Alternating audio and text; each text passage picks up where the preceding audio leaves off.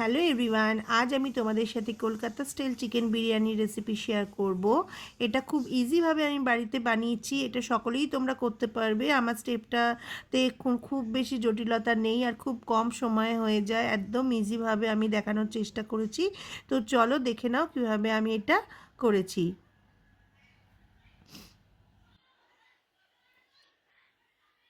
প্রথমেই আমি একটা পাত্রের মধ্যে জল গরম করতে বসিয়েছিলাম ভাতটা রেডি করার জন্য। জলটা গরম হয়ে গেলে তাতে আমি পরিমাণ মতো নুন, সাজিরে আর গোটা গরম মশলা দিয়ে দিলাম।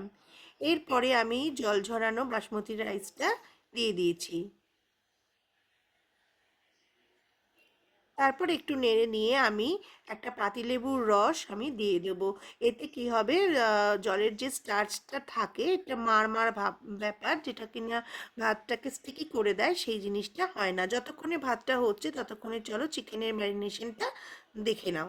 এবার দেখো আমি কতগুলো বিরিয়ানি কাট পিস নিয়েছি চিকেনের। তাতে আমি টক দই, আদা রসুন বাটা আর দিয়েছি শানের বিরিয়ানি মশলা। এই মশলাটা তোমরা একবার ইউজ করে দেখো, অন্য কোনো মশলা আর ভালো লাগবে না, এটা ভীষণ ভালো। এটাকে তারপরে দিলাম কাশ্মীরি মির্চ পাউডার আর দেব স্বাদ মতো নুন আর অল্প একটু সাদা তেল দিয়ে চিকেনটাকে ম্যারিনেট করতে দিলাম, সরি। এরপরে যতক্ষণ ভাতটা দেখো হচ্ছে, ভাতটা কিন্তু আমার পুরোপুরি কমপ্লিট হয়নি এখনও। আমি 80%, 85% মতো আমি এটা কুক করব। তো এখনও কিছুটা বাকি, সেই জন্য আমি পেঁয়াজের বেরেস্তাটা করতে শুরু করলাম। দেখো পেঁয়াজের বেরেস্তাটা করতে দিয়ে যতক্ষণে পেঁয়াজের বেরেস্তাটা ভাজছি ততক্ষণে কিন্তু আমার ভাতটা রেডি হয়ে গেছে। আমি এই জায়গাটা একটু ফাস্ট করে দিয়েছিলাম, নাহলে ভিডিওটা খুব লেন্দি হয়ে যেত। এবার ভাতটাও নামিয়ে নিয়েছি, আবার এদিকে আমার পেঁয়াজের বেরেস্তাটাও রেডি।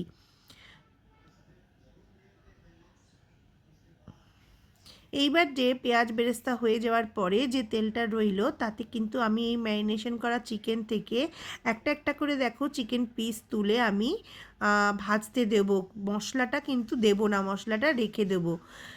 এবার দেখো একটু নেড়ে দিলাম। এবার যতক্ষণে এটা হচ্ছে দেখো আমি মশলাটার মধ্যে করলাম কি, পরিমাণ মতো জল দিলাম, দিয়ে ভালো করে হাত দিয়ে গুলে একটা ঘোল বানিয়ে সেটাকে কুকারে দিয়ে বিরিয়ানির আলুর ওর মধ্যে কেটে দিয়ে আমি কিন্তু দুটো হুইসেল দিয়ে আলুটাকে সিদ্ধ করে নিলাম। এদিকে আমার চিকেনটা আমি কষতে কষতে ঢাকা দিয়েছিলাম, মাঝে মধ্যে নেড়েছি। তো এখন আমার চিকেনটা অলমোস্ট রেডি। আমি নামানোর সময় একটু কেওড়া জল আর গোলাপ জল দিয়ে গ্যাসটা বন্ধ করে আমি ঢাকা দিয়ে দেবো, যাতে গোলাপ জল আর কেওড়া জলের গন্ধটা চিকেনের মধ্যে এসে যায়। দেখো কি সুন্দর ওপরে তেল ভেসে এসছে। এবার দেখো আমার আলুও সিদ্ধ হয়ে গেছে। দেখো এবার চিকেনও আমার রেডি। আমি এখন করব কি, এই যে দেখো চিকেনের ওপর যে তেলটা ভেসে এসছে না, আমি সেইটা হাতা করে করে আমি একটা বাটিতে শুধু তেলটাকেই আমি তুলে রাখছি, ঝোল মশলা কিচ্ছু না কিন্তু। এবার দেখো আমি চিকেনগুলোকেও উঠিয়ে রেখেছি। এবার যে পাত্রে আমি বিরিয়ানির লেয়ার করব তাতে আমি চিকেনের গ্রেভিটা দিয়ে দিলাম। দেওয়ার পরে আমি রাইসের একটা লেয়ার দিলাম। এবার আমার লেয়ারিংয়ের পালা। এবার আমি এক এক করে আলু চিকেন সব সাজিয়ে দেব। দেখতে পাচ্ছ আমি প্রথমে চিকেন আর আলু দিচ্ছি।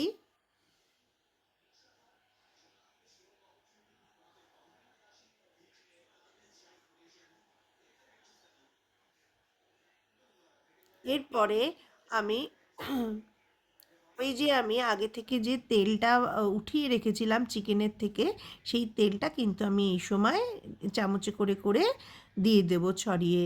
এবার আমি ওপর থেকে আরও একটা ভাতের লেয়ারিং করলাম, করে আমার যেটুকু চিকেন আর আলু বাকি ছিল 2-3 পিস মতো, সেটাও আমি ওপরে দিয়ে দিলাম। এখানে আমার জায়গাটা একটু ছোট হয়ে গেছে, আর একটু বড় হলে জায়গাটা ভালো হতো। তো তোমরা চেষ্টা করবে সবসময় বিরিয়ানি যেখানটা করবে সেটা একটু বড় সাইজের নিতে। এবার আমি ওপরে পেঁয়াজের বেরেস্তা ছড়িয়ে দিলাম। অনেকেই আবার পেঁয়াজের বেরেস্তা পছন্দ করো না, যারা পছন্দ করো না তারা এটা দেবে না। আর আমি কিন্তু চিকেন বানানোর সময় কোনো রকম পেঁয়াজ দিইনি, এটা মাথায় রাখবে। এবার আমি আবারও ওই বাটির তেলটা দিয়ে দিলাম। আর এখন যেটা দিচ্ছি সেটা হচ্ছে দুধের মধ্যে আমি একটু বিরিয়ানি মশলা আর ফুড কালার গুলে রেখেছিলাম সেইটা দিলাম। ওপর থেকে বেশ খানিকটা ঘি দিয়ে দিলাম, এই প্রথম কিন্তু আমি ঘি ইউজ করছি বিরিয়ানিতে। এইবার দিয়ে দিচ্ছি কেওড়া জল, পরিমাণ মতো কেওড়া জল, আমি 2 থেকে 3 মুখ মতো দিয়েছি কেওড়া জল। আর দিয়েছি গোলাপ জল, খুব সুন্দর গন্ধ বেরোচ্ছিল। তো এরপর আমি এটাকে একটা বাটার পেপার দিয়ে সিল করে ঢাকা দিয়ে আমি একটা দেখো নিচে জলের গামলা বসিয়ে তার উপর আমি স্টিম হতে দিয়েছিলাম। তারপরে বেশ কিছুক্ষণ পর আমি ওটা বন্ধ করে দিয়েছিলাম, কিন্তু তখন আমি ওটা খুলিনি, কারণ আমি একটা কাজে আটকে গেছিলাম। আমি ঠিক খাওয়ার সময় আমি এটাকে একটু গরম করার জন্য তাওয়ার উপরে বসিয়ে গরম করেছি। এবার দেখো খুলে, যেহেতু জায়গাটা খুব ছোট হয়ে গেছিলো আমি ওই জন্য ওখানে নাড়াতে পারিনি।